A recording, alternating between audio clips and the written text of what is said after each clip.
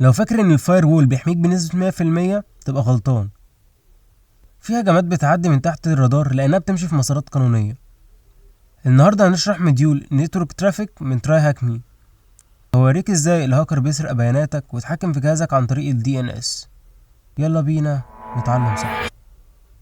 اول مهارة لازم تتعلمها كمحلل امني هي كشف ال DNS tunneling.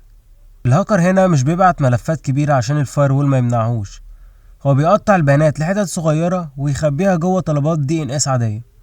بدل مثلا ما يطلب جوجل.com بيطلب سب دومين عبارة عن كود مشفر، والفاير وول بيفتكره طلب عادي ويعديه. ازاي بقى تكتشف ده كسوك اناليسيست؟ في علامات او ريد فلاجز لازم تاخد بالك منها. تعالى مثلا نبص في الصورة دي كده، هنلاقي حاجة اسمها كيو تايب تكست وكيو تايب ايه الفرق بينهم بقى؟ تايب ايه ده الهاكر بيستخدمه عشان يرفع بيانات، لكن تايب تكست هو الكنز لانه مسموح يشيل فيه نصوص، فالهاكر بيستخدمه عشان يبعت اوامر عن طريق الكوماند لجهازك زي يفتح الكاميرا او يسرق ملفات. تعالوا ندخل جوه الباكت ونعمل ديب باكت انسبكشن. ترانزاكشن اي دي ده الرقم اللي بيربط الريكوست بالريسبونس. لو جينا نبص على الانسر اللي هي من تحت خالص تكست ريكورد اللي متعلم عليها بالاصفر، لو جينا نبص للحروف دي مش حروف عشوائية، ده تشفير بيز 64، والدليل ان موجود في الاخر 2 ايكوال، دي علامة مسجلة في بيز 64. المخترق بعت الامر ده للجهاز عشان ينفذ امر زي تحميل فيروس او تصوير الشاشة او مسح ملفات. التحليل مش بس كشف اختراق، هو كشف شذوذ في السلوك. ليه في جهاز بيبعت ترافيك عالي الساعة 4 الفجر والموظف نايم اصلا؟ هنا بنفرق بين اللوجز اللي بتقولك مين كلم مين وبين الترافيك اناليسيز اللي بيتقولك قالوا ايه لبعض. انت كسوك اناليسيز لازم تعرف الشبكة طبيعتها ايه. مثلا الموظفين بيبدأوا الشغل الساعة 9 الصبح وبيخلصوا الساعة 5. القوة الحقيقية بتبان لما بنقدر نعمل reconstructing files. لو الهاكر سرق ملف ZIP عن طريق بروتوكول HTTP، احنا نقدر نطلعه من وسط الباكتس ونعرف هو سرق ايه بالظبط. احنا بنشوف الحقيقة اللي المخترق معرفش يخبيها. طب نراجع سريعا كده الاتاك حصل ازاي ونربط اللي قلناه ده ببعضه. المرحلة الأولى، المخترق دخل الشبكة وبدأ يبعت أوامر كوماند لاين عن طريق ال DNS tunneling. المرحلة التانية، لما لقى صيدة ثمينة بدأ يجمع البيانات في ملف ZIP. المرحلة التالتة، حاول يخرج الملف ده بره الشبكة عن طريق طلب HTTP.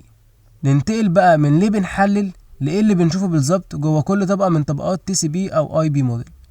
أول طبقة معانا وهي الابليكيشن، احنا هنا بنشوف البيلود الحقيقية اللي المخترق بعتها. تعالى كده مثلا نحلل الصورة دي. عندنا طلب HTTP بيحمل ملف اسمه spacious package.zip. اللوجات العادية ممكن تقولك ان في ملف اتحمل، لكن تحليل حركة الشبكة بيخليك تشوف محتوى الملف نفسه زي الباينري بايتس اللي متعلمة بالاصفر من تحت دي. ده اللي بيفرق المحلل الشاطر اللي يعرف الملف ده فيروس ولا لا. تاني طبقة معانا وهي الترانسبورت. الطبقة دي مسؤولة عن توصيل البيانات وغالبا بتبقى TCP أو UDP. المشكلة بقى إن ممكن المخترق يسرق السيشن بتاعتك لو عرف يخمن السيكونس نمبرز صح. تعالى كده مثلا نحلل الصورة دي. هتلاحظ في رقم 6 إن في باكت جاية من مصدر غريب بسيكونس نمبر ضخم جدا مقارنة بالمصدر اللي قبله. دي علامة إن في حد بيحاول يحشر نفسه في نص الاتصال. نيجي بقى لطبقة الإنترنت. هنا بقى بنتعامل مع الاي بي والفراجمنتيشن، تقطيع البيانات. التكنيك الخبيث فراجمنتيشن اتاك، المخترق بيقطع الحزم لحتت صغيرة جدا ومتداخلة اللي هي اسمها overlapping عشان يهرب من نظام الكشف التسلل. تعالى مثلا نحلل الصورة دي كده.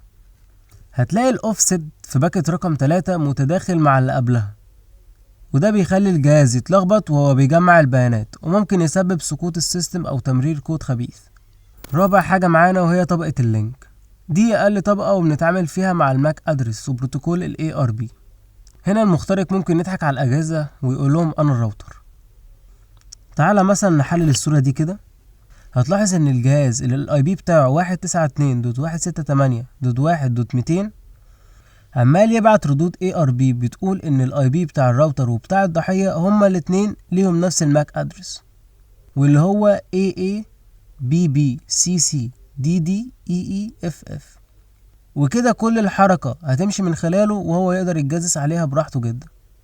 خلينا نقف لحد هنا النهاردة عشان الفيديو ما يطولش عن كده، ونكمل بقية حل اللاب في بارت 2، ونطبق كل الكلام اللي احنا قلناه ده في محاكاة اتاك، ونشوف المخترق بيدخل ازاي الشبكة ويسحب الملفات اللي هو عايزها. وفي النهاية الشبكات دي هي عيونك في مجال السايبر سيكيورتي. لو استفدت بقى من المعلومات دي، شير الفيديو مع صاحبك اللي مهتم بالسايبر سيكيورتي، وخلينا نكبر الكوميونيتي بتاعنا. انا طالب سايبر، ويلا نتعلم صح.